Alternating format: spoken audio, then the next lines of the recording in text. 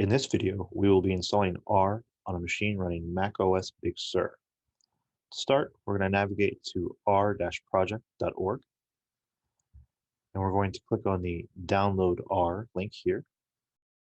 And on the next page, we're going to select an appropriate mirror from which to download the R package. For this, we're going to use the Zero Cloud mirror. And we're going to click Download R for macOS. And now finally on the download page, we see the latest releases of R. There are actually two options for us. The first one is for High Sierra or later, or Intel machines. And the second option is for Big Sur or later on Apple Silicon.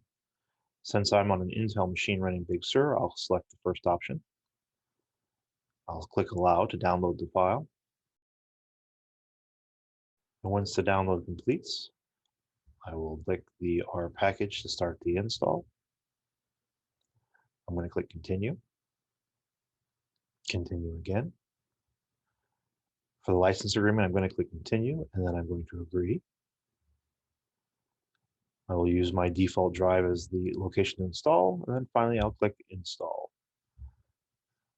I enter my admin password, and this will start the actual installation. Now, once the installation is complete, I'm going to click Close. This will ask me if I wish to keep the installer. In this case, I do not, so I'm going to click Move to Trash. And now I can go to the Applications. So I'll click Finder, Applications, scroll down until I find the R application. I'll double click to start. This will open up the R console, and now we are ready to start programming in R.